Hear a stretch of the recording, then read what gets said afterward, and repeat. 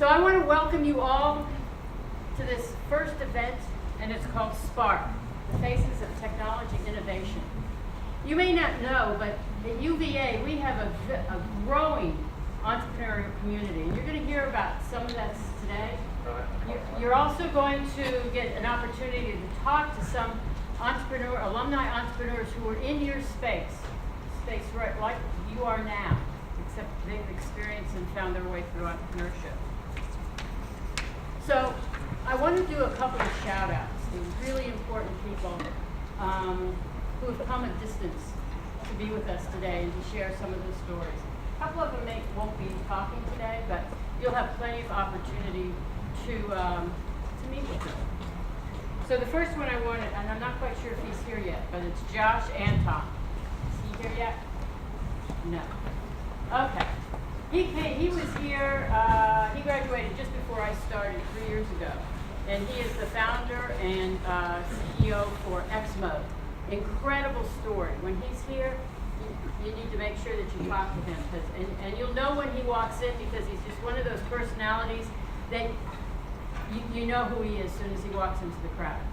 The next person I want to do a shout out for is, he was one of my first teams that I worked with when I came here. And I can still remember the day when he and his team came in to talk about Nostradamus. And I have to tell you, when he pitched it to me, I went, what? And I got onto it and I looked at it and I go, oh, okay, this is good. And they kept coming back and asking for more information. And I have to really thank him. He came all the way from California, Vince the King.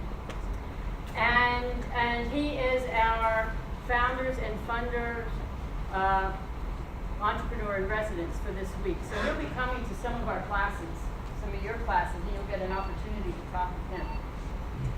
The other person I want to do a shout out for, that not quite sure if he's here yet, is Kevin Eisentrautz. And you may not all know him because he's been the co-founder of Contraline. He has, like all of our alumni teams, even though they leave UVA, they love this environment of entrepreneurship, and they keep coming back and they keep giving of their time. And I can't tell you how much I and my team and all of us in entrepreneurship appreciate that, because it's from each other that we learn. The other person I want to have a shout out for, I actually met when he was a second year, working on a project. He actually won the E-Cup that year. And it was really surprising. I think he surprised himself when he did it. But it's interesting how faith comes into play. I didn't know at that time that person would become an integral part of what I do and makes my life so much easier and allows me to do all the fun things that I get to do. And he's the single most person that helped put this event together, and that's Alex. And if he is not on your friend list, you need to get him on your friend list. So let's give him a big round of applause.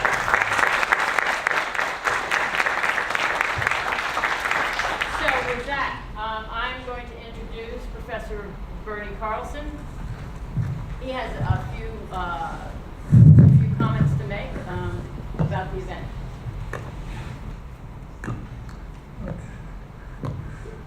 Thank you, Liz, and hopefully we'll get this turned down just a little bit.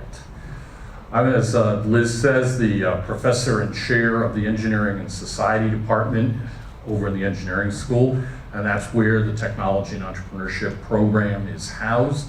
And I want to say that it's great to see all of you this afternoon. I know there's lots of things going on the first weekend here.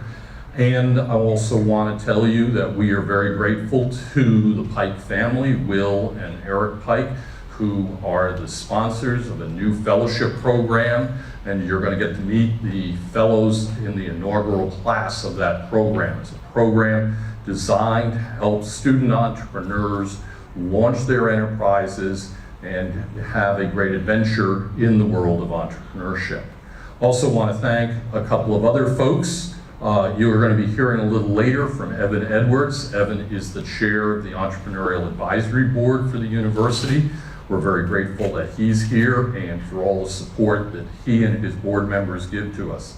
There will be some refreshments afterwards. So be sure to stay around, shake some hands, do some networking, enjoy the food. The food is courtesy of the Vaughn Fund of the engineering school. And with that, I also want to just acknowledge a couple of people. We can't do technology entrepreneurship. As Hillary Clinton often said, it takes a village to raise a child. It also takes an entire university to create an entrepreneur. And some of the folks that have been instrumental in that are Archie Holmes from the Provost's office, from the community, Gary Henry. I also want to acknowledge Ron Hutchins, who's been an instrumental, David Tuve from the iLab, Eric Martin from the McIntyre School, Christine Mahoney from the Batten School, and also Jason Brewster, who is equally involved with the iLab.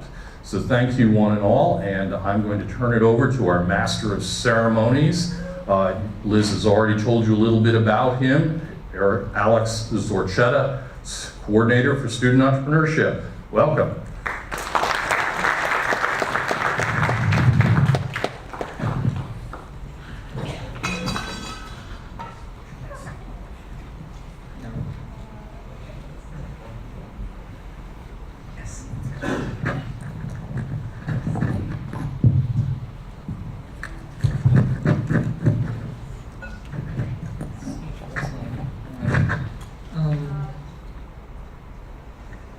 So,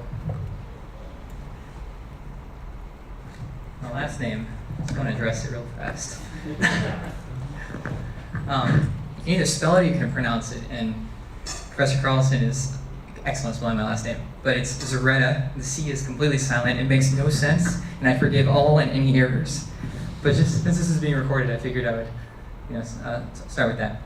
So, I just want to say, how many of you people have met me before? Excellent, and I see a lot of hands that haven't. This is exactly why we're here right now.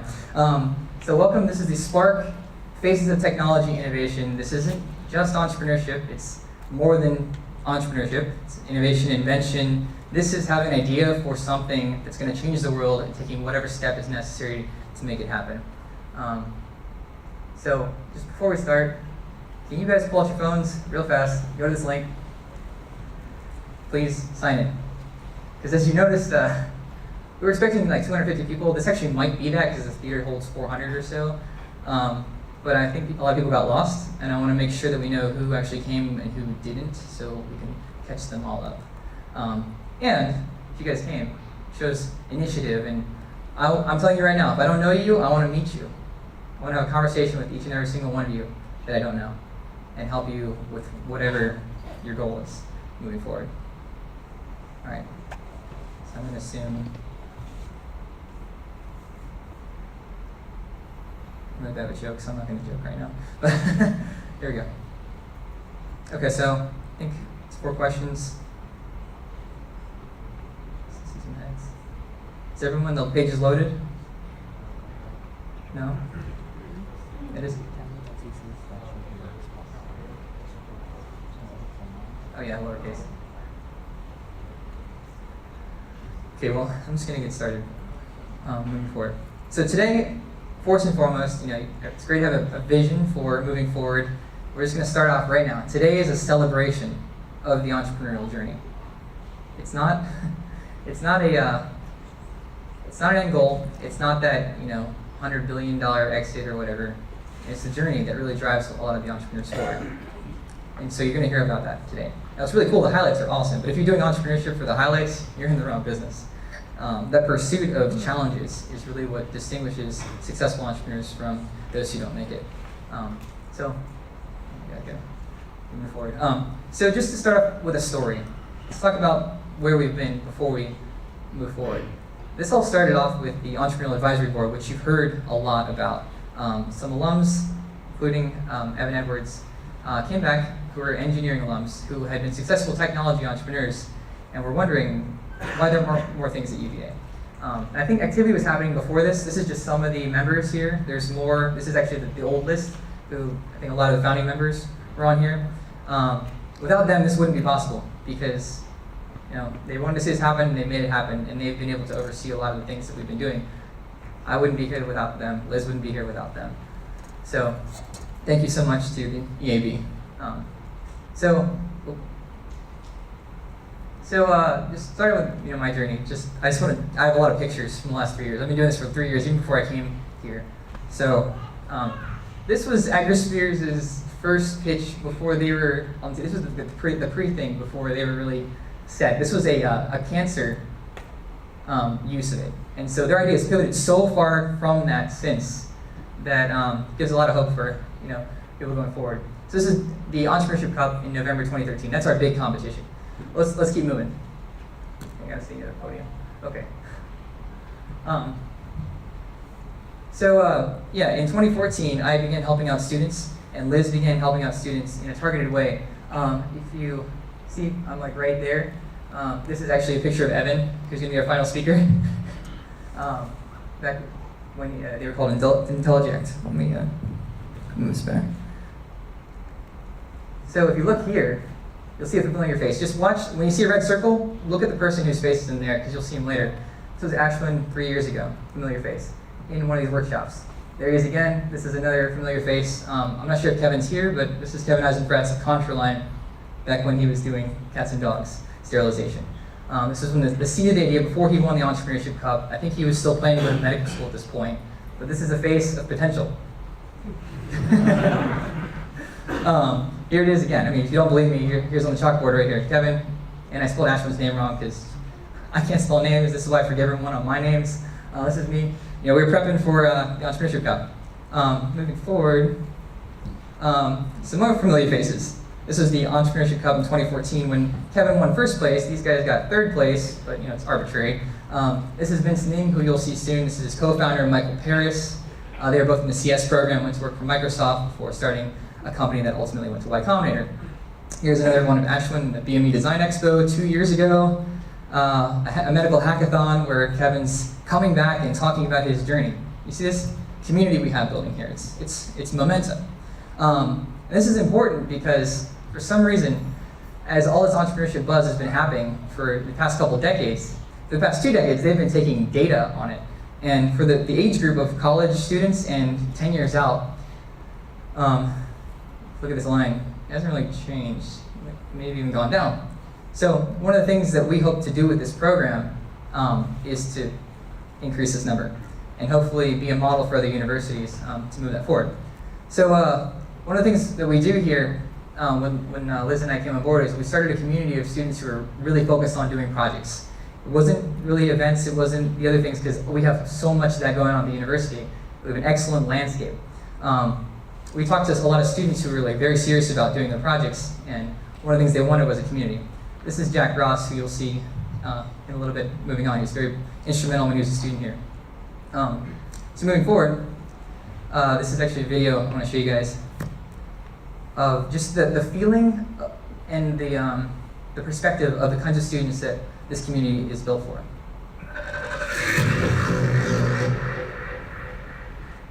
All I want to do is make something that people love. Sometimes people just don't get your lifestyle as an entrepreneur. It's all about the late nights. It's not glamorous. It's full of uncertainty. Every day is a different day doing something different. Everyone in this group, they're a little weird.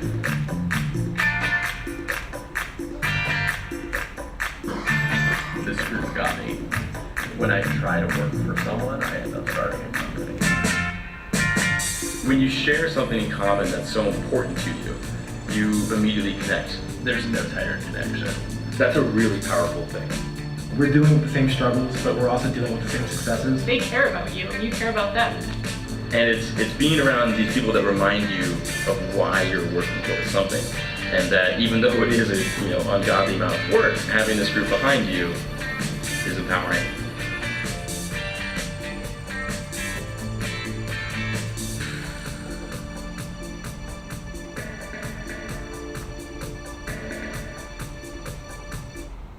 Okay, well, I made that last year. I had to learn on the fly how to build videos, so that's why it looks like an 80s ad. But that just illustrates, we as a staff are constantly changing this program, learning new skills in order to be able to better accommodate our students. And so this is part of the first mastermind group, which you'll hear about later, hopefully. This is actually a familiar face you may have seen before. This is Jack. They're helping some students. They're giving back. That's what entrepreneurs do. And so part of our community, this is sort of the theory behind it, is that we're an interconnected larger group of these smaller groups that are very tightly connected. So we just published a paper, 20-page paper on this, and so this is our secret sauce. This actually looks like a community of practice, which is something that has been shown to have these crazy, amazing things that are good for entrepreneurs.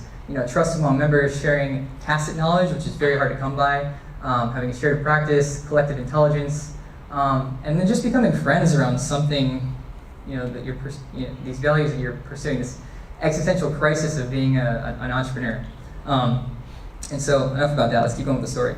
So this is the E-Cup in 2015, the concept competition, which you'll hear about hopefully soon. This is AgriSpheres, who you're going to hear from. They won 2 years ago. They just started their pitches off. This is our community of works in progress in March of 2015. It's growing. Tons of resulting phenomena, but I'm going to keep going. The ACC Inventure Prize of 2016, that was the first year it was done, and Kevin was the first UVA representative to it. He got second place on what I think, we all think is a technicality. He happened to mention the FDA and how his solid plan for going through FDA clinical trials was going to work out. And the judges afterwards said, yeah, you were the best presentation, we loved your idea, but we thought you were too risky because you're going through the FDA. First place had to go through the FDA too, they just didn't mention it. So, anyways, Kevin right there. Launch competition in 2016, here's Jack again. He's working on this teaching guitar lesson thing. It still might be around, but it's not what he's majorly working on. But he started with this software that was teaching people how to play guitar. Just keep that in mind for later. Here's AgriSpheres in the launch competition of 2016, and they won. So it's on their journey. At the iLab final pitches, the iLab is our summer accelerator. It's also a space that's being used year-round for education in entrepreneurship and entrepreneurial activities. They have a great coffee shop there. It's off at Darden. But here's the final pitches. Here's AgriSpheres right here. Here is some people you'll see soon. Alex Williams and Kane Thomas. They were first years when they went into the iLab. This was them joining forces with someone they met as part of our Works in Progress community. They were applying for Y Combinator, last minute of course, but they're exceptional students right there. E-Cup in November 2016, this is a familiar face, Ashton right here, along with Liz.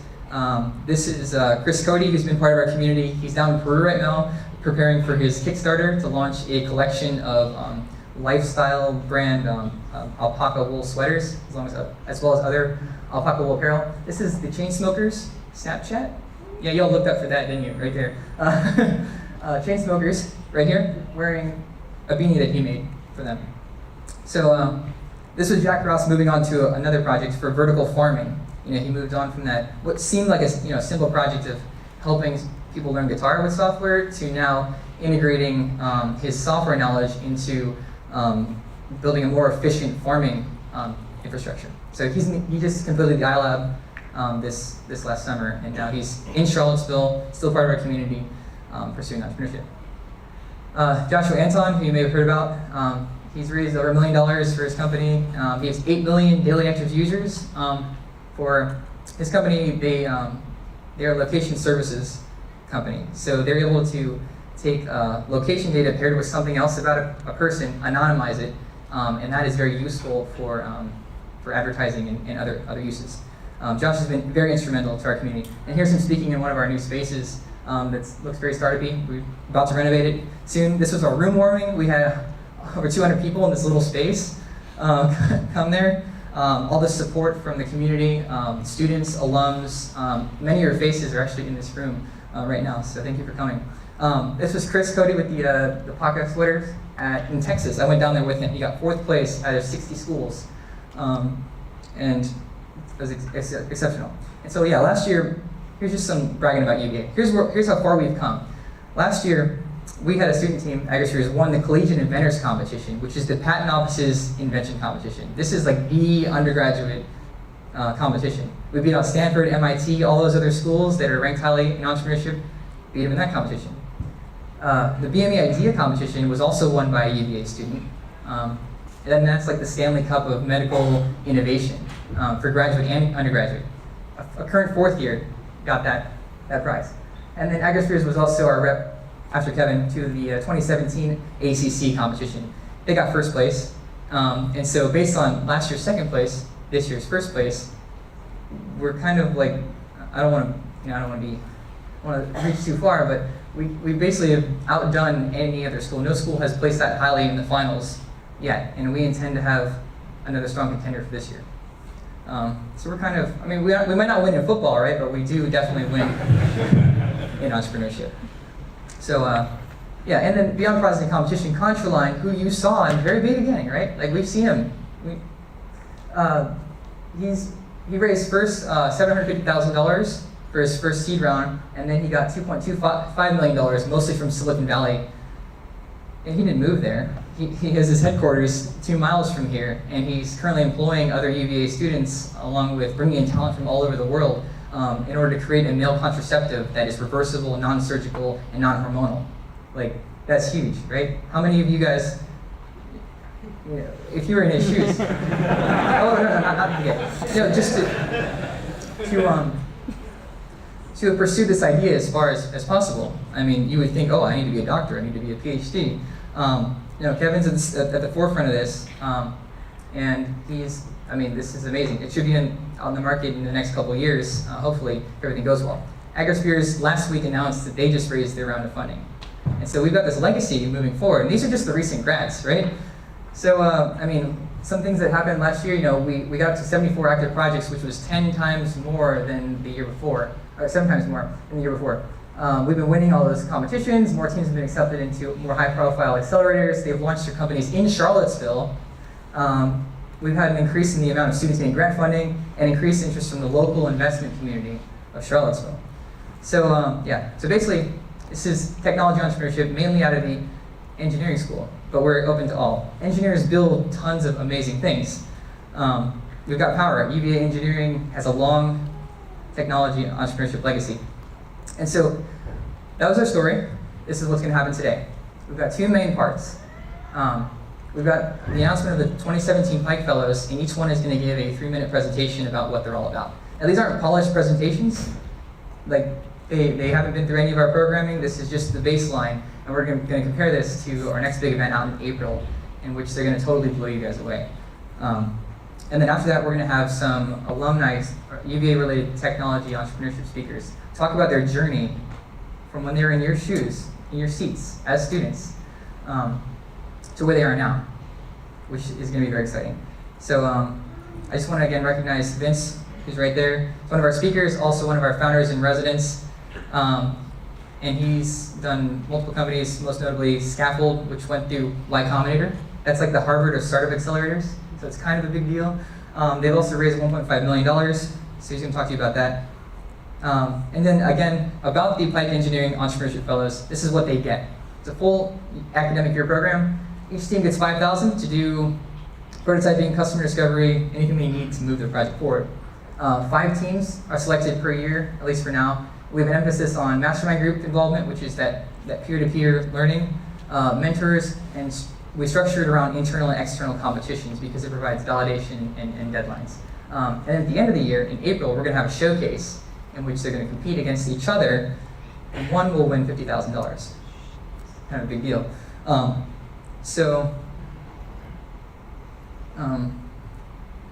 Actually have this next slide in the wrong place in the ceremony, but we're going to do it.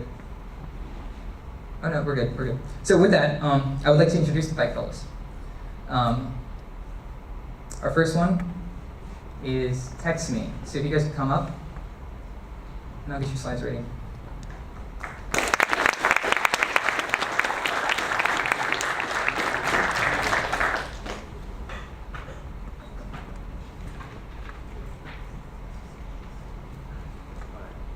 Good afternoon, guys. My name is Shabad Singh, and this is my partner Saad Khan, and we are the founders of TextMe.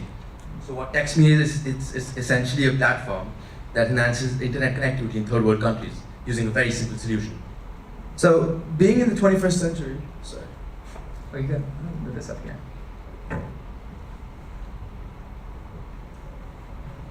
Try right now. Okay. So, being in the 21st century, even from a global perspective, internet penetration is only around 50%. Now, this disparity is even more so in third world countries like India and Pakistan, where Shabbat and I are from. Now, as you can see, in South Asia, Southeast Asia, internet penetration is only around 33%, whereas in Africa it's only 29%. Now, TextMe's purpose is to ameliorate general living conditions for those living in rural areas in third world countries by supplying them with one of the largest resources in the world, the internet. We want to exploit the abundance of resources here in the first world and share that knowledge and experience with those living in third world countries. We believe that knowledge should not be considered a luxury, and soon, as we're entering the digital revolution, it won't be. So, for better understanding purposes, we're going to introduce a little demo in which one of our applications of our product is the music industry.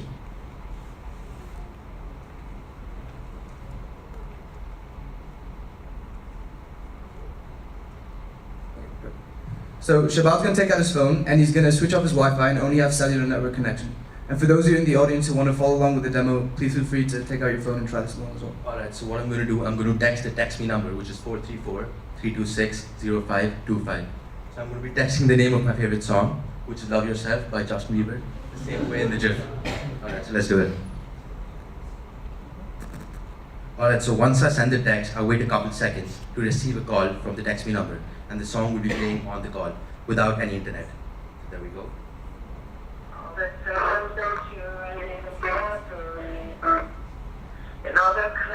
Alright, so this was a very basic demo that was set up just for today by my team, and we'll be pulling down the server for maintenance purposes.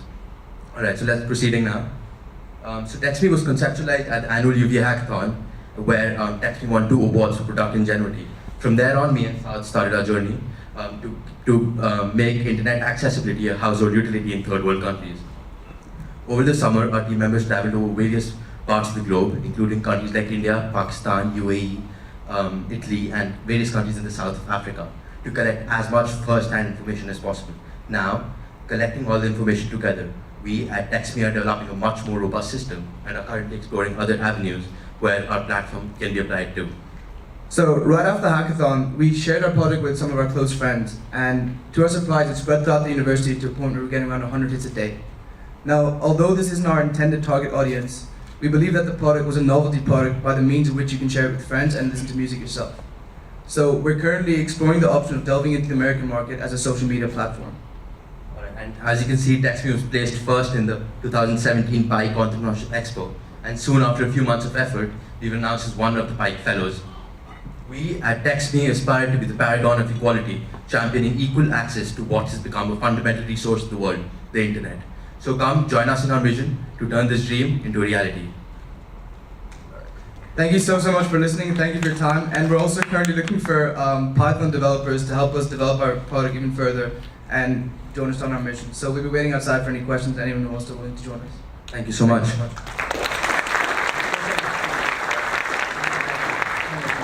All right, next up, we're going to have a team from Cybernetic. We're making some thermo goggles.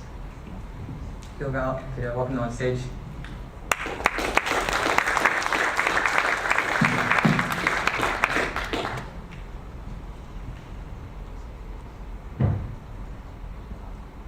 Make sure that works.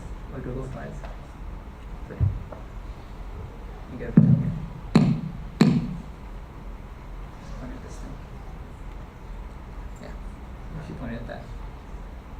All right, guys. Control button is the laser pointer. Right.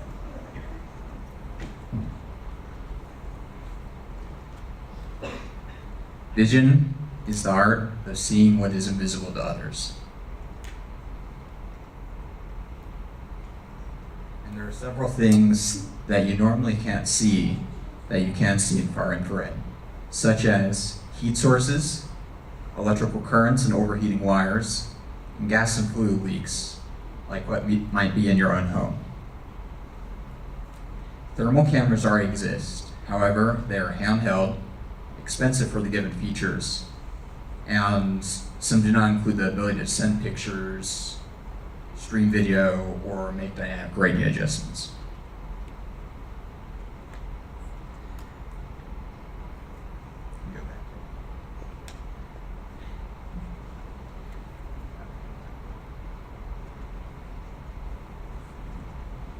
Our solution is hands-free, can stream video to external source, and is cheaper than almost any other.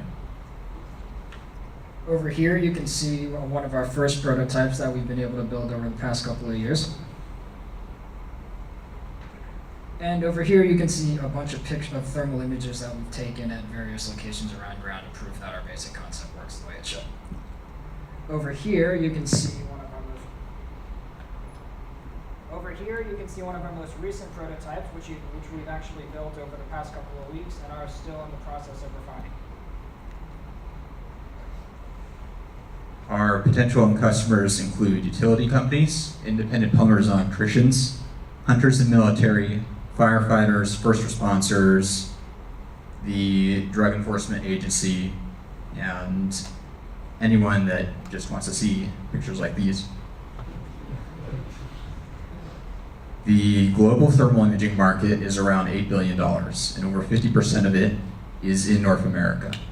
It is growing at nearly a 6% annual rate, and by 2021 is projected to be $10 billion. Over here, you can see some of the existing systems that are already out on the market, and including how expensive they are overall.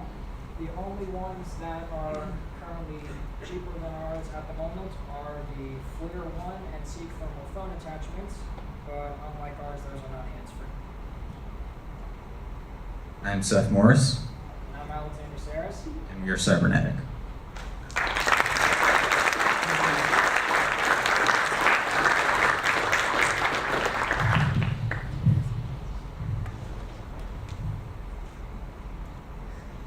All right, next up we have Click.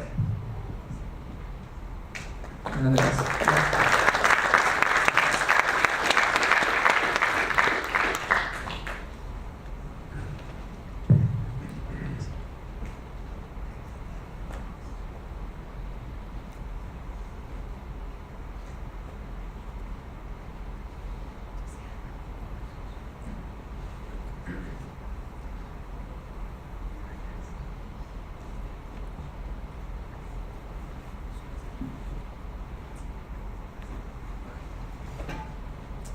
Hey everyone, I'm Jared.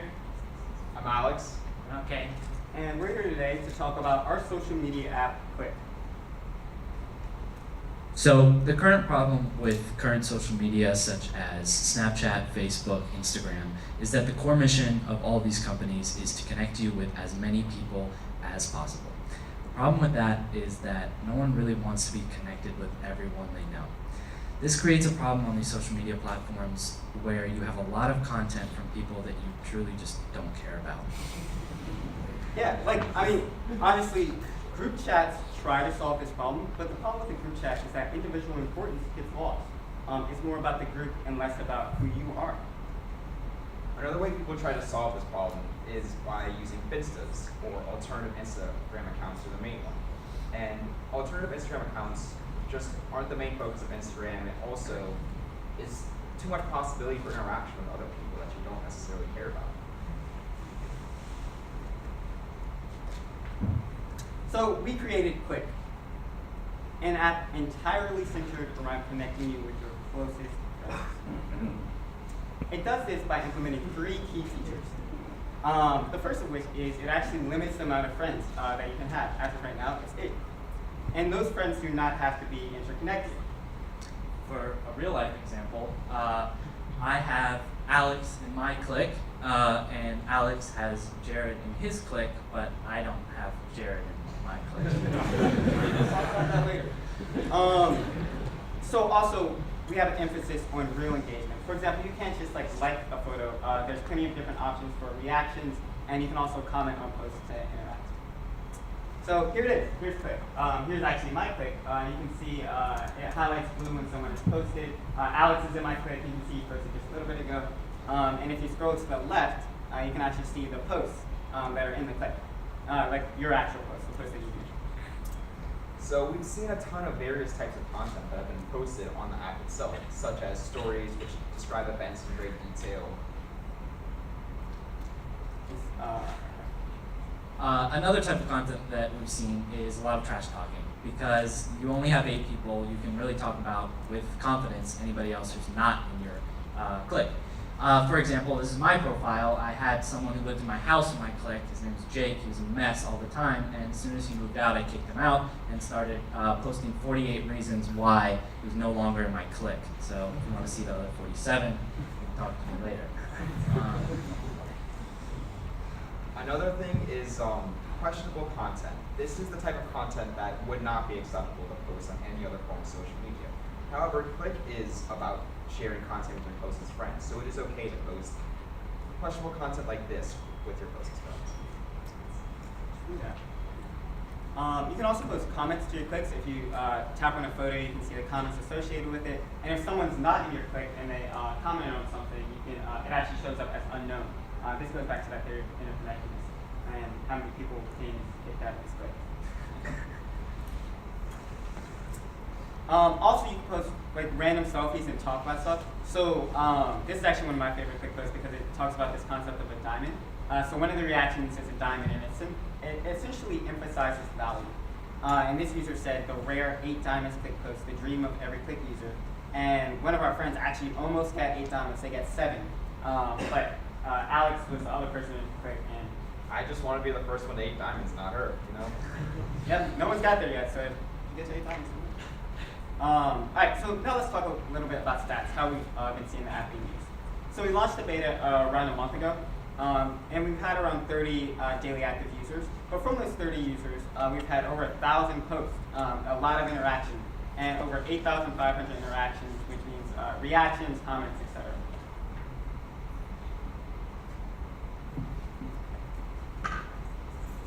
Alright, so as you can see from this graph, so as you can see from this graph, we have a lot of plans for the future.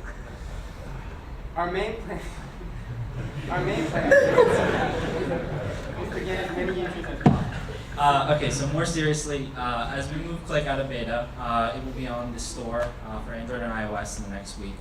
We plan on tackling geographical locations that we know have dense populations of our target users.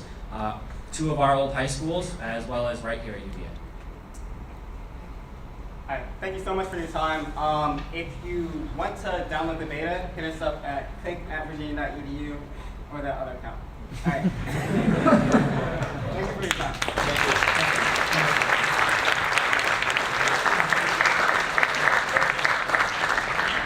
All right, thank you guys. They're always an entertaining group. All right, next up we have modular autonomous robots.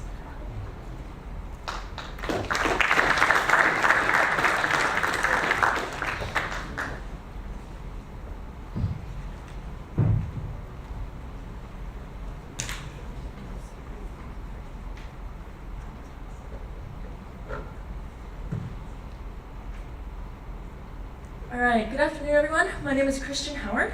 I'm Varun Devsakar. And we're here to tell you about our work on modular autonomous robots.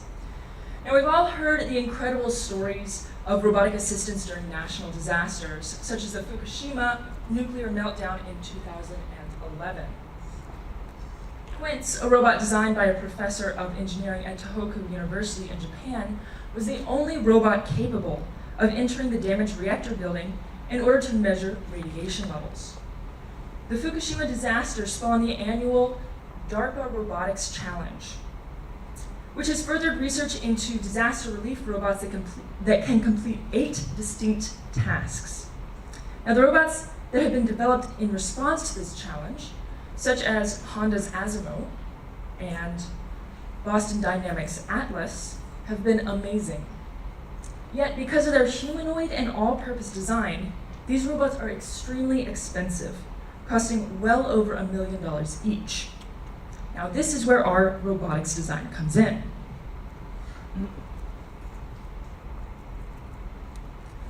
We are developing affordable robotic systems that can be plugged into different physical frames, each of which is tailored for the environment and need. These robots have enough support for high-resolution sensors, allowing us to scale their capabilities as needed.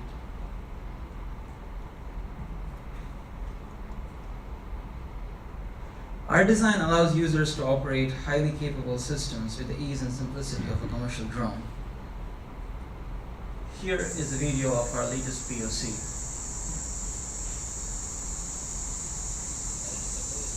So, as you can see, by focusing on enhanced intelligence, we are designing the system for fully autonomous navigation while the user focuses on the rest of the mission. So there is currently a vacuum between hobby-grade systems, such as toy drones, and military-grade systems. Our product will fill this void. And our target market includes security systems, infrastructure management, law enforcement, disaster response, and healthcare. So we've developed a timeline. And as you saw in the video, we have tested the fully autonomous navigation of our system. Our next step will be to demo the POC, which we have planned for this December. But we need your help. We're still quite early in our business plan, and we need collaborators, mentors, and investors to help us fully realize this project. If you would like to be involved in any way, please contact us. So thank you for your time and attention.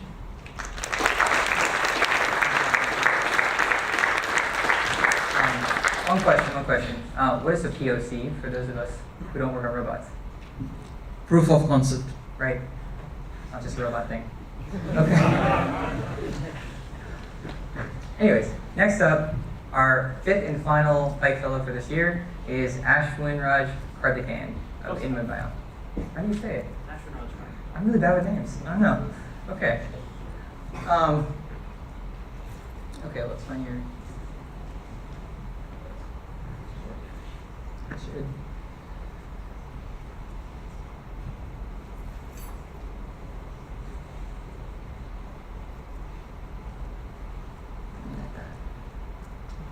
Hey guys, I'm here to talk to you about a problem I noticed firsthand. In the year 2000, there's approximately 255 million diabetics in the world. Today, the number is well over 420 million, and is expected to grow to 592 by the year 2035.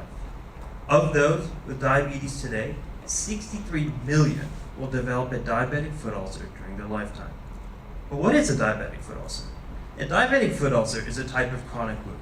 These are complex and have a high maintenance healing process. They require constant wound protection. They last at least 3 months, sometimes over a year. To contradict these ABCs, we developed 3 ABCs of our own for chronic wound healing. A, to accelerate the healing of the wound. B, to block pathogens trying to enter the wound site. And C, to actually comfort the wound. To accelerate healing to the wound, this is based off information that we talked with over 600 doctors, consumers, medical professionals, and industry experts. What we're actually doing is maintaining moisture to the wound site. This moisture, coupled with oxygenation to the wound, actually accelerates the healing of the growth tissues on the wound. And we're also debriding the wound, which is the process of getting rid of dead tissue on the wound, so the dead tissues go out and the new tissue can come in. We're also able to protect the wound from pathogens like bacteria and viruses, which try to infect the wound externally, as well as adding exudate absorption, which is a process of absorbing blood and plasma. Finally, we're creating something that's both durable and comfortable to the patient. So this is an issue that's really big, especially in emerging markets, because current products are prohibitively expensive, meaning most patients can't afford it, especially in markets like India, where about 85% of patients don't have healthcare insurance. Also, the products that do exist only meet about 2 of 3 of these ABCs that are required. And there's a huge reliance on these traditional gauzes and ointment combinations, which don't really work. So our technology is called Phoenixate, and on the left and right are actually some of our prototypes. Phoenixate is a multi-layer wound site dressing that's completely breathable throughout. The top 2 layers are actually able to absorb and kill pathogens like bacteria and viruses trying to infect the patient, while these bottom layers are able to absorb exudate like blood and plasma very effectively to prevent further infection. We've actually tested our product versus products in the emerging markets as well as developed market solutions across the factors that we consider the most important, and our lab tests have been fantastic so far. And this is actually what a diabetic foot ulcer looks like. This is actually the least nasty picture that I could find for one of our patients that we're working with in India. This is our advisor, Dr. Indu, and this is actually her patient. And this patient, the cost for this treatment of this simple ulcer is about $1,200. That's for the diagnosis and treatment of a grade 1 ulcer. However, in cases, about 41 to 65% of cases in that specific hospital, because of vascular issues, maltreatment in the wound, and various other issues, about 41 to 65% of those cases, depending on month to month, have to get further surgical treatments and other treatments, which cost upwards of $20,000. Mind you, most of these patients are paying for this out of pocket for after surgery for these grade 3 to 5 ulcers. And unfortunately, about 15% of those cases end up in mortality, and a further 18% result in a lower extremity amputation, such as that patient on the left, or you guessed it. So to actually develop this, we developed a strong team. My name is Entrepreneurship, the CEO of the company. These are some of our other advisors and team members. We are Phoenix 8. Thank you for your time.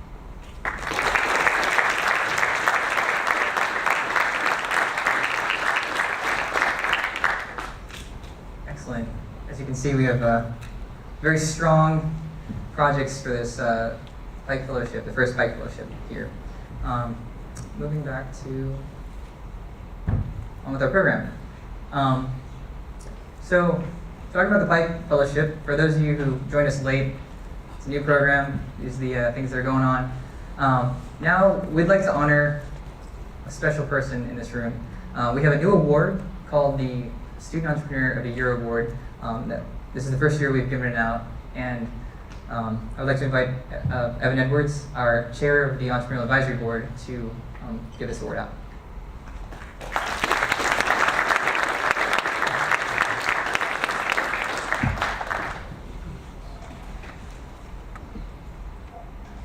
Hey, how are y'all doing? Hey, you can hear me okay, yeah? Yeah. All right, so I'm currently the chair of the Engineering School's Entrepreneurship Advisory Board. You'll hear about my story in a little bit, but it's so cool. Thank you for joining us on a Saturday today. I'm here to present the Student Entrepreneurship. It's the first annual award. We're going to continue this on behalf of our Entrepreneurship Advisory Board to Amir Shakil of Agrosphere.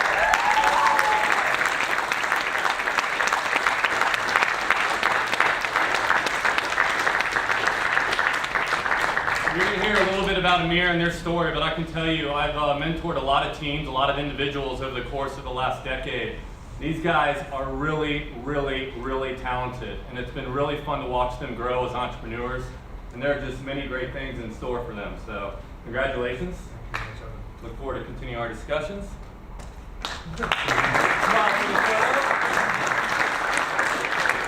Another round of applause, please.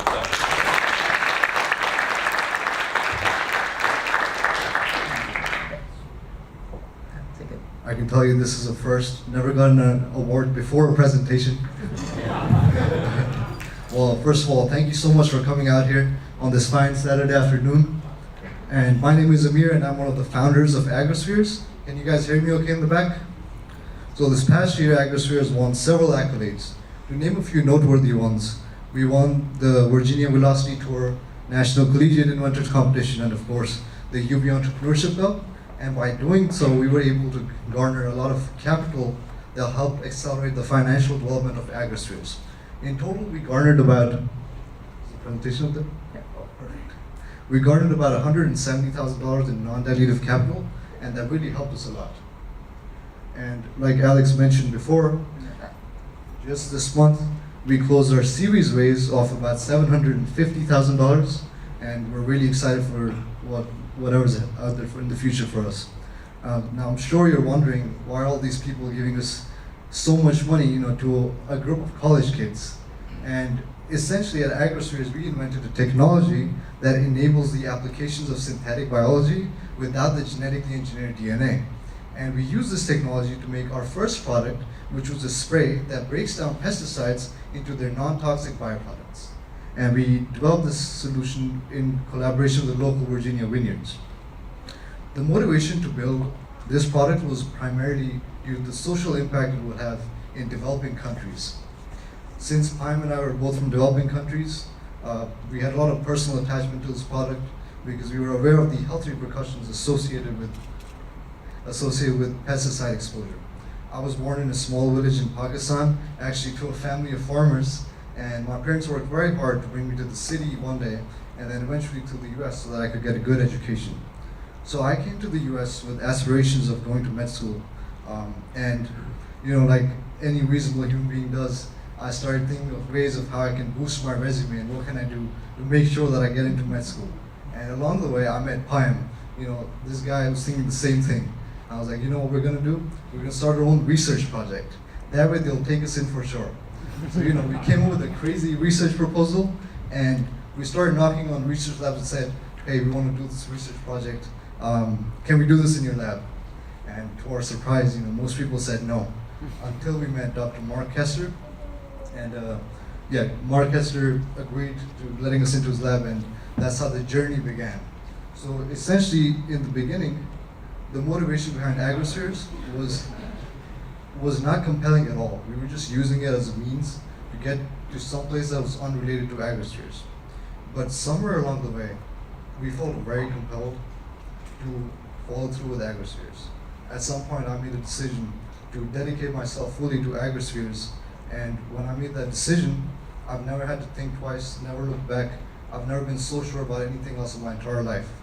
And the reason behind that a big reason was the team. I love the people I work with. It was my dream job. I was working with my best friends. And the other thing was I was very passionate about what I was doing. I was working harder than I ever had, but I didn't feel like it because I loved the job so much. So we were getting a lot of successes. We were working hard, a lot of success in these competitions. We were winning, we were getting some money, we were feeling good. It was getting to our head a little bit. We're like, man, when we go out to raise these seed round, these investors are going to be lucky that they're going to invest in AgroSpheres. But when we went out there, to our surprise, there's a lot of startups out there. And a lot of them are trying to change the world. So this is when Reese Blackwell joined our team, our Darden graduate who did investment banking in New York. And this guy is extremely talented. He's our CEO. And we went out and we started trying to raise capital. And honestly, we were struggling. In part, the image that we had built for ourselves, that this is the student team that just goes out and wins competitions, in this arena, it wasn't really working to our favor. Because we were being treated as a team that just wins competitions. I mean, these guys are at competitions all the time. When do they actually do the work? So we were struggling until this one day when I was hanging out with my good friend Uraz, who's Turkish, and he says, listen, Mir, I need to talk to you about something very important. I was like, oh man, here we go again. Another one of these crazy science theories that I'll have to entertain now. And to my surprise, he says, I've been talking to my father about AgroSpheres for a while now, and he did some due diligence and he seems very interested in investing. I'm like, okay, he's my friend, I believe him. And I go into work the next day, I was like, hey Reese, I found us a group of Turkish investors. And the reasonable human being that he is, he was dismissive, he laughed about it. Took me a couple of days to convince him that, no, this is serious. And long story short, a while later, we found ourselves in Istanbul, Turkey. Now I have a picture to prove this. That is Reese right there. I wish he was here right now. And we found ourselves on the other side of the table of this enzyme company, which mind you was a perfect fit for a biotech company such as ourselves, and they're very interested in investing. Meanwhile, I'm very stressed because our funds are running low and the end of our runway is near, and now we have 6 guys that we need to pay for. And long story short, we went to Turkey and we found our lead investor, and from then on, it was easy for the rest of the round. And I learned a very important lesson. To achieve this huge milestone in AgroSpheres' lifetime, we had to step outside our comfort zone, literally. And this taught me that, to do something important in your life, you may not have to go to Turkey, but you definitely have to step outside your comfort zone.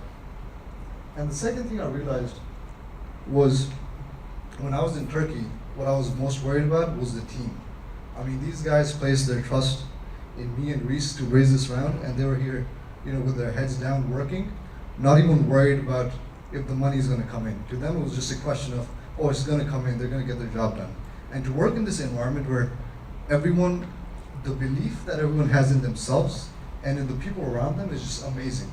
And that's partly why we've been successful at what we do, and the research has been so great. And these are some of my favorite pictures of the team. That Sep right there, he used to work in a great research lab. He was offered a PhD position in that lab to do research with him.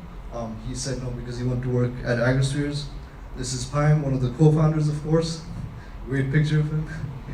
He got accepted into an MD PhD program, and he said no. This is Joey Frank. When I first talked to Joey, we used to work in the same lab together, and he was known as the staining master. I talked to Joey, I was like, listen Joey, you have a really good skill set, we could use this at Agrospheres. I pitch him Agrospheres, and the first thing he says is, you know, we could make a lot of money from this.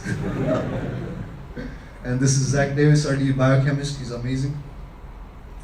And the note I want to end on is this basically helped us understand how important it is to surround yourself with the right people, how important it is to build this community around us. And it was only recently that I realized this. I was just fortunate that I was blessed with these people around me. But people like Liz, Alex and Liz recognized this much earlier. And they built this entrepreneurial community at UVA from the ground up. And it helped us tremendously. And this one I would like to define entrepreneurship. One of our mentors gave us this definition that entrepreneurship is the manifestation of our thoughts and aspirations in the real world. The reason I say this is because when I first was introduced to the word, I didn't really know what it meant. It doesn't necessarily mean starting a company. It could be as simple as aspiring to do well in your classes. So I would encourage everyone to make use of this community that Liz and Alex have built. It helped us out tremendously. I would not be where I am today without this community. And since it helped us out so much, we would love to help, however way we can. So my contact information is on the screen. Feel free to reach out, and thank you so much for listening.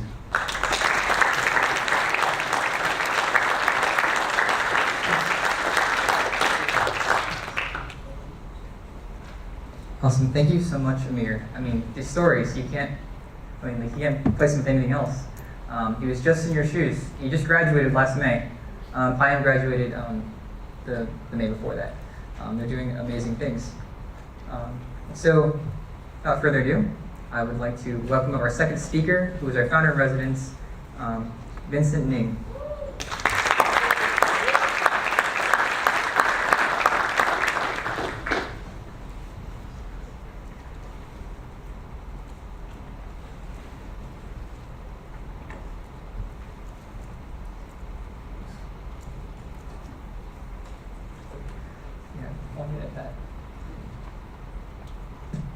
Hey guys, how's it going? My name is Vincent Ning, and I'm here to talk about the founder mindset, how it's kind of developed in my life, how it's shaped the decisions I've made, and how it can apply in yours. So I was born in Nova, like many of you, UVA. I went to UVA, graduated 2 years ago in 2015 from the College of Arts and Sciences. And while I was here at UVA, I started this company called Nostradamus, and I'll touch on that later. And right after graduating, I worked at this small startup called Microsoft, where I was here for about a year before I started my own company again called Scaffold, with another UVA fellow that worked on Nostradamus with us. And as part of Scaffold, we did Y Combinator in the winter batch, and now we raised money and we're out of it, and we're a real startup. And that's me, humble beginnings, that's me. So I want to take a quick deep dive into my time here at UVA. I think it was very crucial in terms of shaping my experiences and my thoughts around entrepreneurship. Particularly Liz Pyle, she was kind of like my guide in terms of, I guess, like teaching me about entrepreneurship, how to think about it, and the programs here that really help, bring you into the whole scene. So I guess I'll backtrack like 6 years ago. I was applying to colleges from high school, and I actually wanted to be a doctor. No surprise there. My parents wanted me to do it, and I was like, sure. So I actually got into Watch U in St. Louis, almost went there, and then kind of like took a last week to think about it and realized that I wasn't really sure if I wanted to be a doctor, so I thought UVA might be a better place because there's more, like Watch U's more known for like a medical school, and UVA has more to explore, more options. So I went to UVA, and within 2 weeks, I kind of crossed that one off my list. I didn't want to be a doctor, and I wanted to be a banker. That's what's cool these days. So I went and joined all these clubs, AK Psi for instance, learned about finance, financial modeling, basically how to make money.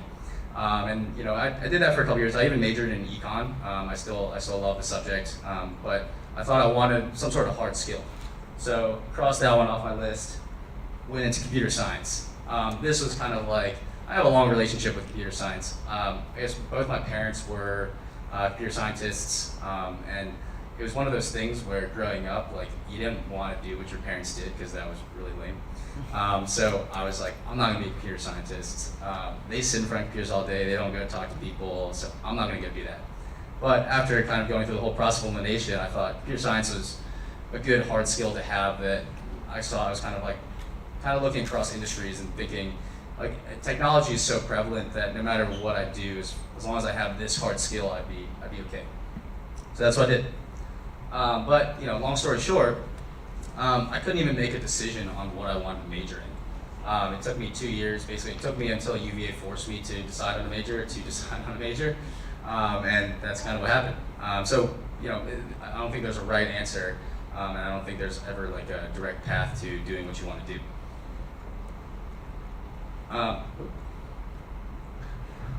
Except to be a doer.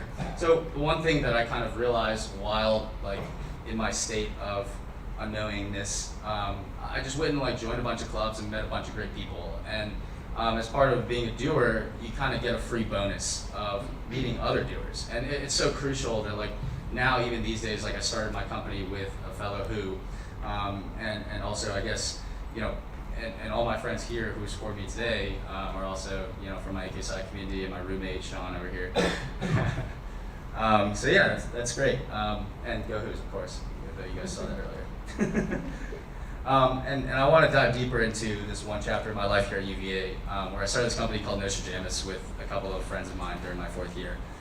This was kind of like a pretty crucial, I guess, experience in my entrepreneurial life. Like I had this job lined up at Microsoft, and basically I started this music startup during my 4th year because I thought it was cool. And you know, my other kind of priority during my 4th year was to go sit at Trinity. So I thought this was a great way to learn how to develop apps and stuff. And as part of this process, I did learn how to develop apps.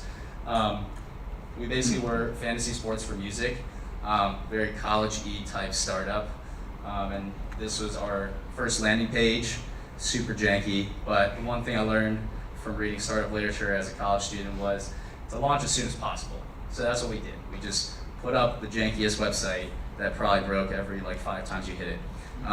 And you know, this is the one thing that we learned, was just to launch as soon as possible, because no matter what you build, your users are going to be the ones telling you like what to build, what features to build, how to focus on your product. And so the quickest way to getting that feedback is to get your product in the hands of those customers. And you know, within a short amount of time, this is kind of what our site became. It was pretty content filled. You could basically like stream music off of here, enter contests, win prize money, etc. And we learned that, you know, to build a great product, you gotta iterate fast, you gotta listen to your users. And lo and behold, we did the E-Cup in 2014. This picture, I think Alex showed earlier. But we won $10,000 to scale out the company for marketing, for software development, for everything. And we even went to Vegas to pitch as a student startup at this thing called Collision Conference during finals, which was amazing. And we blew the rest of the 10K then. I don't think I've ever told anyone that until today, but that's where the money went. Thanks, eSchool. Yeah, so you know, as any storyline goes, in college we graduated, and the 5 of us who started all went on to work at big jobs. One went to Bain, another one went to Cambridge, 2 of us went to Microsoft, and another one went to Deloitte. So we kind of had a decision to make what to do with our startup. And it wasn't really making money, but we did keep the site up for like another year after that. It was just a little baby of ours that we thought was really cool to keep alive and show friends, even in our professional lives. So we went and did that. I moved to this beautiful city named Seattle, lived there for about 1.5 years, and landed at Microsoft. And this was, this was my first desk. I was really adulting hard here. And I thought that, you know, the best way to, like, my thought process in joining Microsoft as opposed to another startup, although I loved it so much, was that Microsoft's just known for having like some of the best engineers in the world, and that was something that I really wanted to get good at. So I went to go join Microsoft to basically learn from the best. But I did keep that startup card in my back pocket because I knew I'd come to revisit it later on in my career. Working at Microsoft comes with perks. This is what we did pretty much like every weekend. So, if you're deciding between startup or corporate life, this is what you get to do. But there was one big problem, and that was basically I built something that I wasn't passionate about. I worked in like the internal tools team at Microsoft, helping manage like the financial platform system. It's a mouthful and it sucks. You're working like SAP software and like integrating ridiculous, APIs. But anyways, I learned a lot as far as like software development life cycles, product development, releases in like a mature company, and I carried that forward to my current startup. But it wasn't something that I really cared to work on, and so basically Michael's my co-founder, we were roommates in Seattle. We both moved out together, and ever since day one, we were looking for ways to quit. So we basically, there's this software, there's this, I guess, an open source library called GraphQL that came out of Facebook. And essentially we started playing around and we thought it was really cool in terms of helping you build APIs for the non-technical folks there. And we started playing around with it. We had like a basic hosted like MVP going on. And we told one of my buddies who was building an app at the time, so it's an app development platform, told one of my buddies to use our platform, and it was super buggy. He hated us, but we love him for it because he helped us drive so many of the features to which we applied to Y Combinator for. We were basically a GraphQL backend as a service, kind of like Parse or Firebase, if you guys, for the engineers in the room who've used that to build apps. And essentially we expose APIs without ever having to write any server-side code. So no need to spin up any infrastructure, no need to go through AWS, like just use our service. Within a matter of minutes, you'll have an API, like a backend set up for you. This is our site now, and this is us when we joined YC.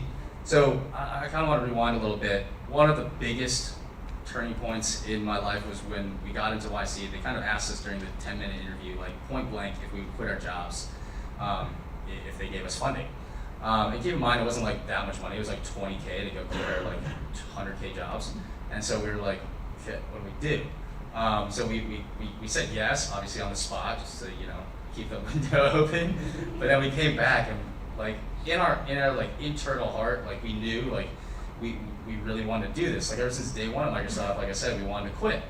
And we wanted to go do a startup because our Nostradamus experience was so much fun. But then we called our parents, and it was not great. They were like pretty much the biggest negative force in this entire situation. Like all of our friends, pretty much hard and fast line, like under the age of 35, were like, hell yeah, go do that. And then everyone above 35 was just like, no, you just started your career, keep your cushy job at Microsoft, you're making good money, don't fuck up. So, being 22-year-olds and listening to our friends, we went and did this. And since then, we started in 2016. It started as a side project, and then we started doing full-time after YC funded us. And then now we have over 6,000 apps on the platform and raised about $1.5 million after this past winter. So we did actually YC twice. We did like think that was like a JV varsity program, JV program like last summer, and then we did kind of like the core program this past winter. Met a lot of great people, kind of like the high priests of Silicon Valley, teaching you how to build your company. And it was truly like a novel experience, and it was something that I never regret. This is kind of our like humble beginnings, our shady little house in Mountain View, where we actually sat with not just me and Michael, but 3 companies total. So we were just back to back with 2 other companies in our batch working on this thing. So it was like not glorious at all. Like as far as YC funding goes, like you think it's great, but this is what reality looks like. And more reality sets in. But the one thing I will say is that the difference between like working at Microsoft and doing a startup is that doing a startup, you're really like passionate about what you do. You like own a majority stake in your company, and like this is something that you really care to kind of like force into the world, and have people use it and have people love it. And so I would say it is the highest of highs and the lowest of lows, but the one thing that you don't miss out on is that you love every single moment of it. And one last thing I want to leave you guys with is this is YC's mantra: make something people want, and I live and die by this every day. And if you want to learn more about any of these things like product marketing, hiring, investing, whatever, come talk to me. I'll be here. Thanks, guys.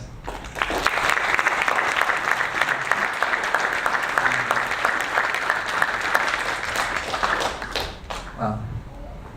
There's a theme of medicine here. Okay, well, our third speaker is going to be he graduated from UVA's graduate program. He's a PhD student. I'd like to welcome up Joseph Kilroy.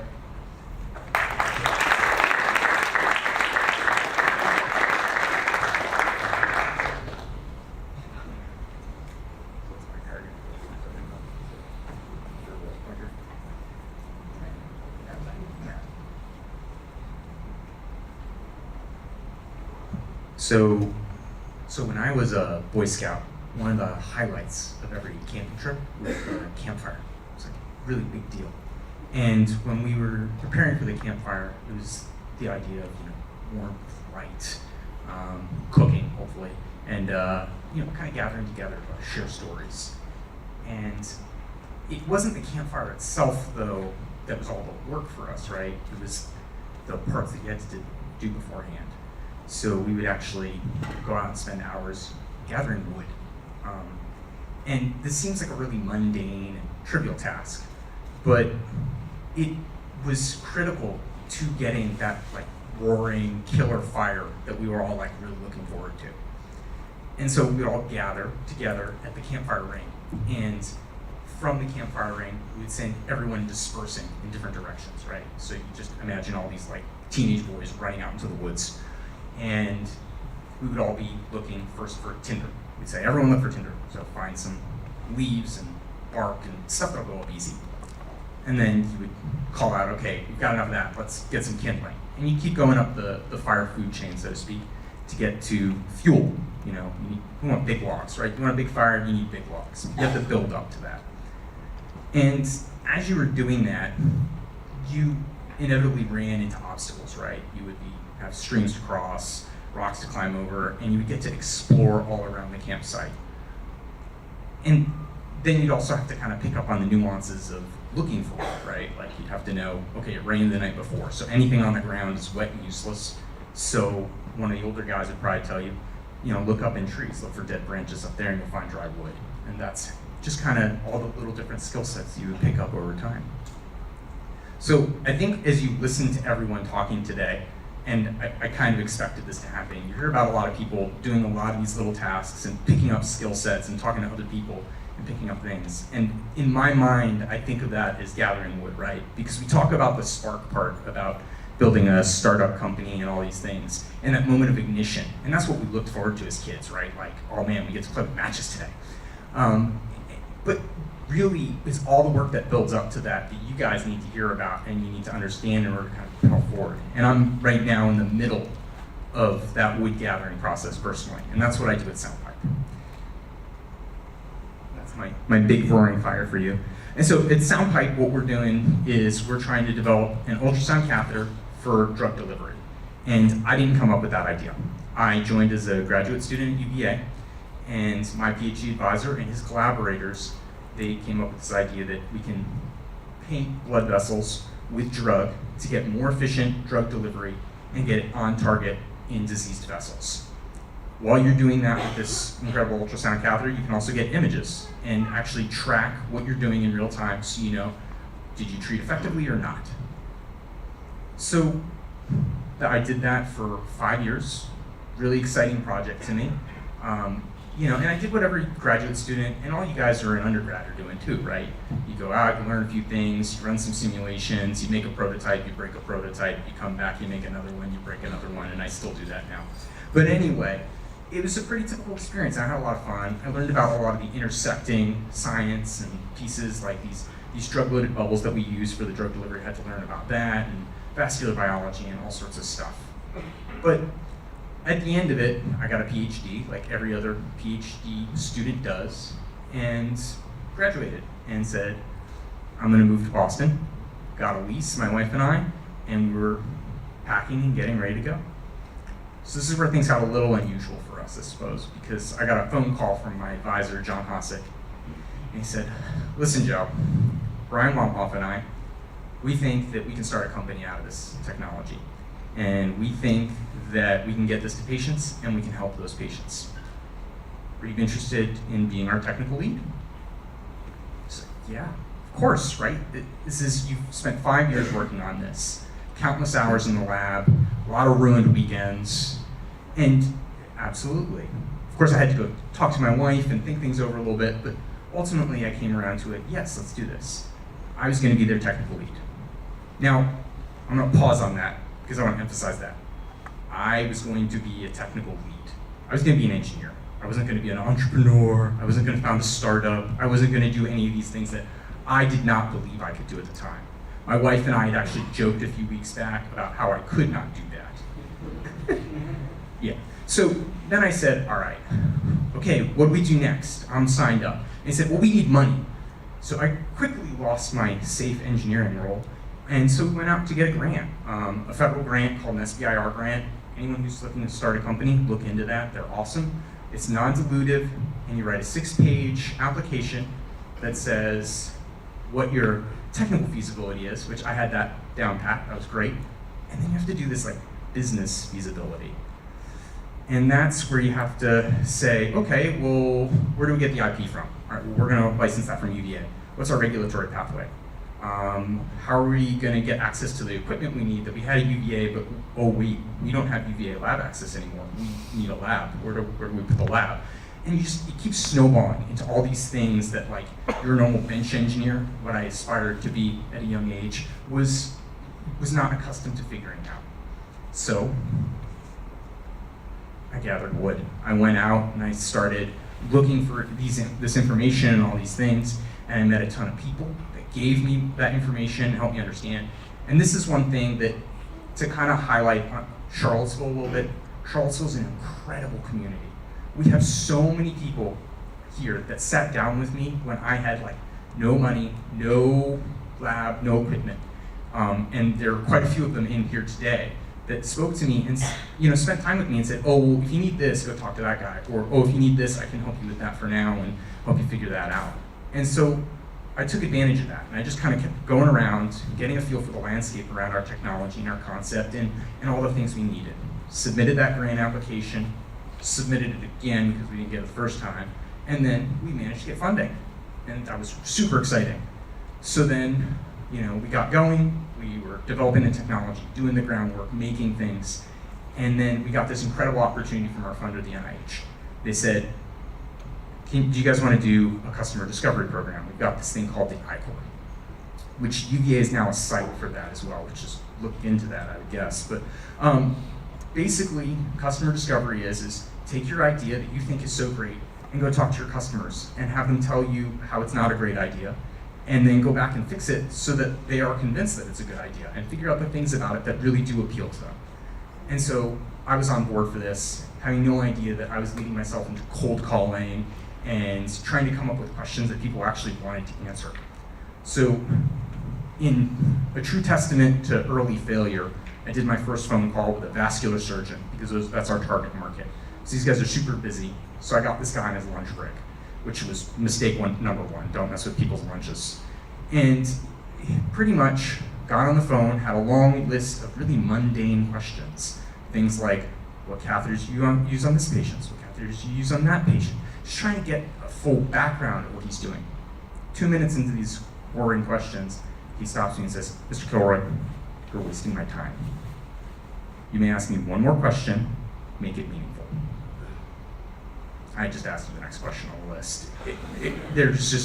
I was like on the spot. I had no idea what to do. And I got off the phone, and I'm actually cringing right now as I'm telling you this story. I cringed like 10 times harder. I could not believe how far off the mark I was. What was I thinking?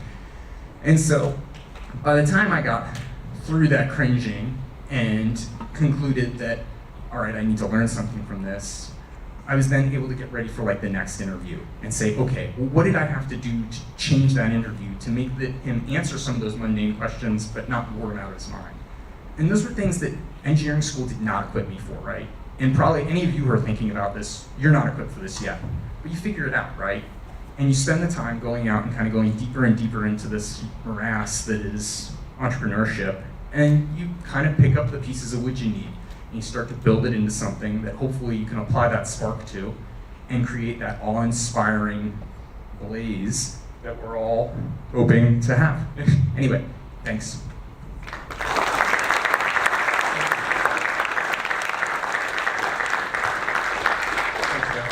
All right, we got 2 more speakers, and our food is outside in the reception. So, next up we have Crystal Eisenhower, who is you're related to technology entrepreneur. She was a scientist by training, and just like Joe, who you just heard from, she also had to make that same bridge between scientist to entrepreneur. So I'll let her tell you about her story.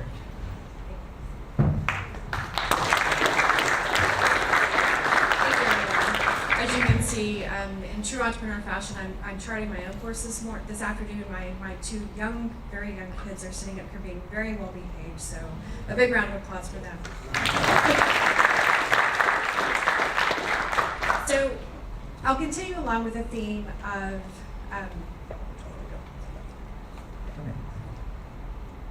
there we go. So continuing along the theme of thinking you're going to go to medical school. That was really the path that I was on. And some of the highlights that I wanted to talk about in my talk today are experiences that helped me chart the path that I'm on right now. And first and foremost, my path began with my family. And my family is a big part of my life. As you can see here, I include them in a lot of my life. But my family taught me how to take risks. And how did they do that? They ran a company. My family ran a large truck repair shop, not too much unlike this. So I grew up mopping shop floors and inventorying parts and helping my mom, who's also here, do manual journal entries on paper. That was awesome. Running errands, doing all the things that needed to be done to run this family business. And at the time, it was just a way of life. I had no concept of how you would do it any differently. So, being the first person in my family to ever go to college, I was on a path to go to medical school. So I was pre-med, went to the University of Tulsa, where I began studying in earnest, realizing, coming from a big fish in a little pond, that being a little fish in a big pond was not as glamorous as I thought it was going to be. But nonetheless, getting through this, taking my MCATs, doing okay, but this is in the early 90s, where there are one spot for every 100 people applying for medical school.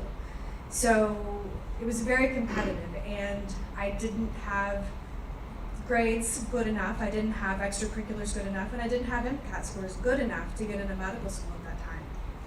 So I was devastated, of course, because I was going to be a doctor. I was going to be a pediatrician, and that was my plan, and that was my path, and that was what I was going to do. So one of my big challenges, which actually makes me good at what I do, and what my mom has always accused me of in my life, is putting on my blinders. I had my blinders on. I was going to medical school. That was the only thing that I was going to do, and that was what I was going to do. Along the way, I became a leader. I was president of my student class in high school. I was president of the Tri Beta Honor Society in college. I had always been drawn to these leadership positions where I was willing to stick my neck out and lead a group forward. And so those are really important things that I did along the way during my education and training. And being a leader isn't always a fun place to be. You're not always the most popular person. You're not always the person that is invited to all the cool parties and such. But nonetheless, I always felt compelled to be in the lead. As I'm going through my undergraduate training and realizing that medicine is probably not the path that I'm being called to, I was the Senior Research Student of the Year award winner. And it still didn't hit me over the head because I still had my blinders on. So I'm sitting in my apartment. I had started a master's degree in biology, and realizing that I'm sitting here studying for the MCAT for the 3rd time, and I'm miserable. And all of a sudden the light came on, and I said, well, why don't I do research? The thought had never occurred to me, even though I was clearly very good at this. I'd beaten out dozens of other students for this award. So I went to graduate school. I went to the University of Cincinnati, very far from home. I got pregnant right away on a honeymoon. Whoops. But nonetheless, I went to graduate school. I graduated with my PhD in pathology in 4 years, and I had a baby. So again, I put those blinders on, and I was focused. I was hyper-focused. I was going to get my PhD. I was going to be a professor of medicine. I was going to be a medical researcher at a top-tier medical institution like UVA Med School or Johns Hopkins or something along those lines. And again, I'm going through this pathway. I get to the end of my 4 years PhD, and I realize there aren't any jobs. So I do my first postdoc, which most PhDs are expected to do at least one postdoc now. And I went to the Mayo Clinic in Minnesota, so I had a very nice pathway, had a great experience at the Mayo Clinic. But I get there and I'm immediately labeled as a quote-unquote temporary professional. That's what they call their postdocs. So I just went through a 4-year PhD program, which was brutal because the average time is 6 years. And I'm now a temporary professional, and it felt very demoralizing. So I realized at that point that I needed to get through this training period because I had things I wanted to do in my life, and being a postdoc was not one of them. So 3 years afterwards, I went into the job market. So I've been in my postdoc at Mayo Clinic for 3 years. I had several interviews at medical institutions for assistant professor of medicine positions. And I was asked for a startup package for one, which is basically all the signals saying, hey, we're gonna hire you. And I'm thinking, wow, this is great. It's in Texas. I'm from Texas. Everything was lining up. And then it turns out they were hiring a senior professor at the same time they were hiring a junior professor. And his negotiations, he negotiated away all of the funds to support the junior position. So it wasn't that I didn't get it. Nobody got it. And that was the moment where I realized, yeah, academia is not my calling in life, because that was a very frustrating and a very eye-opening experience. So I then thought, okay, I need to figure out what I'm going to do. I'm heavily trained. I have a PhD. I've trained at Mayo Clinic. I'm going to do a second postdoc, which is not uncommon, and get some new skills and try to figure out what I want to do. So apply for industry positions, apply for government positions, and just really put myself out there and see what I want to do.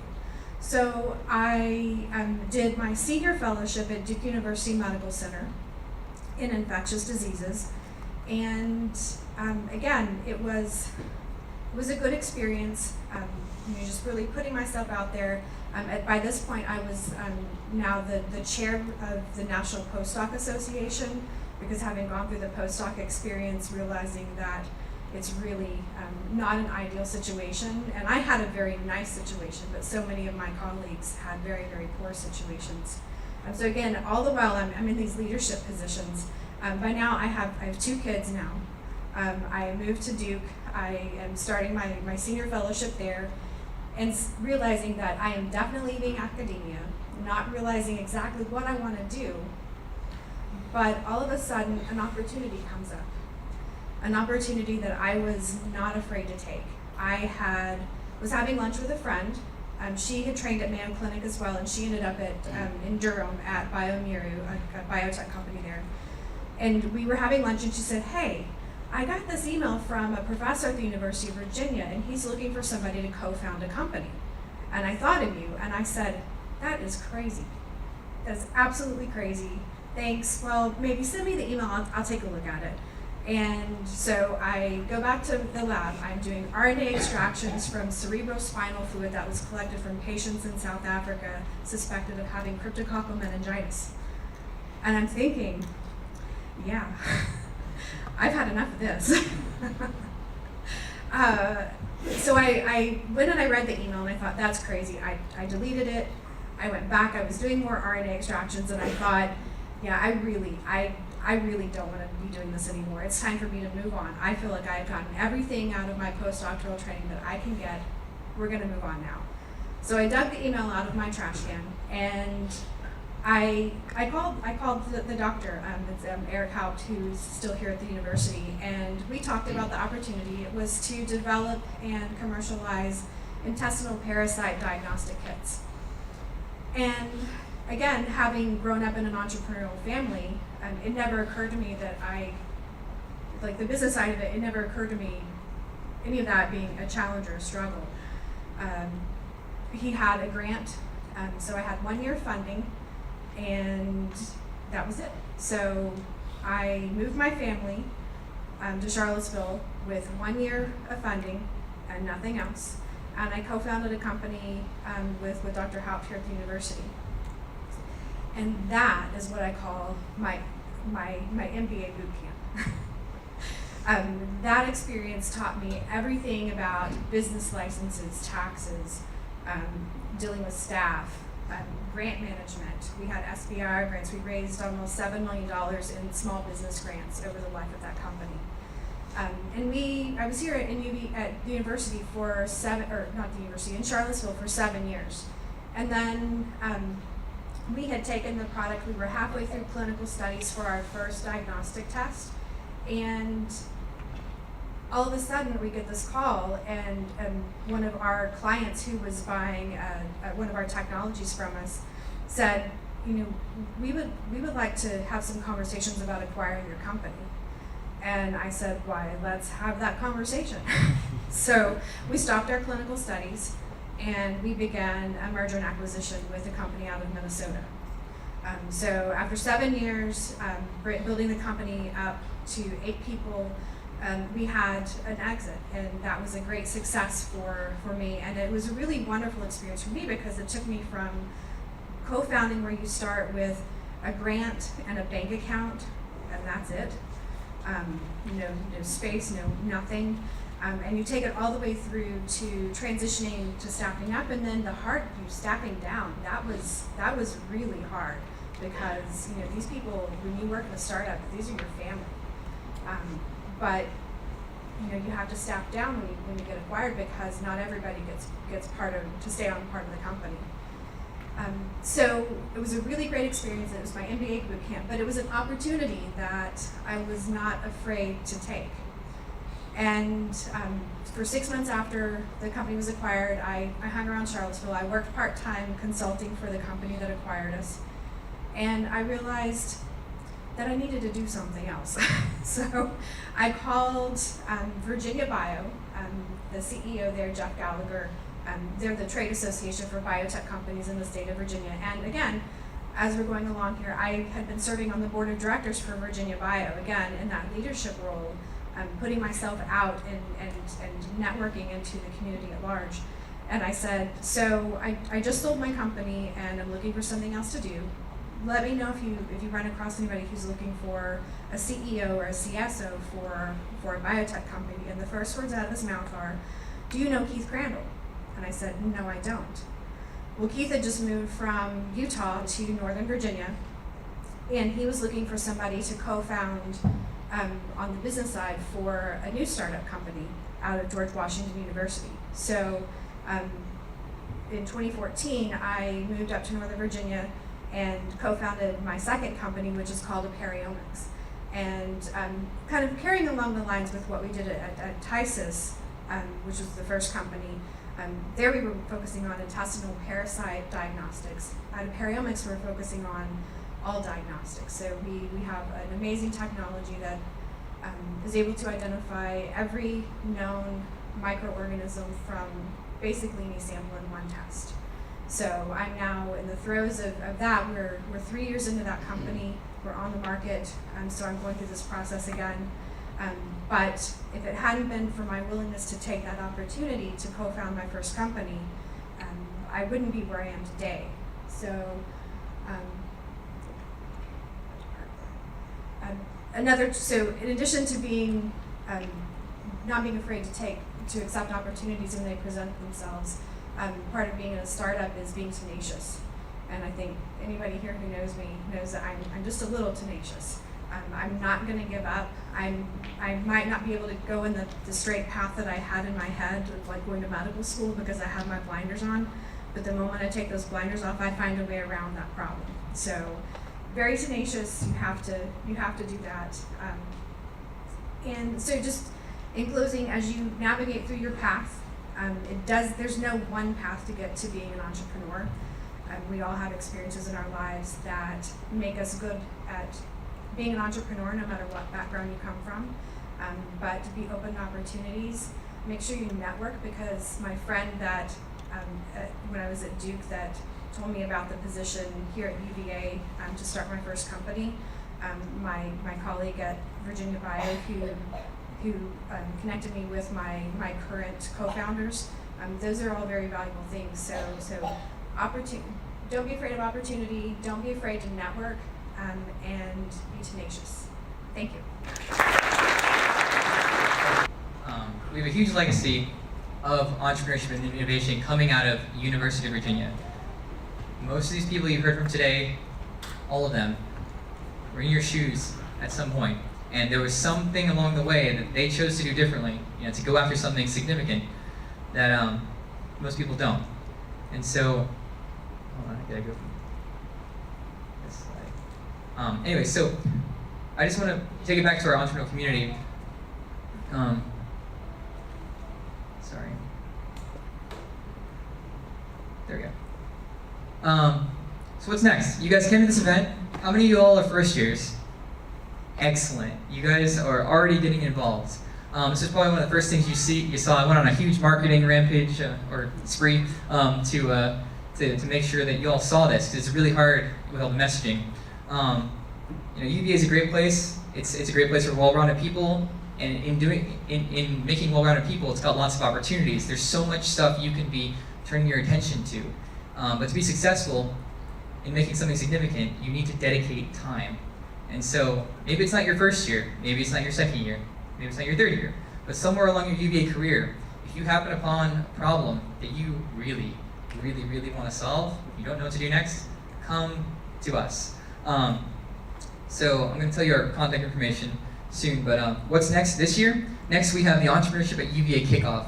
We are technology entrepreneurship at UVA, and as Professor Carlson mentioned in the beginning, we work with many other stakeholders at the university to support different aspects of entrepreneurship.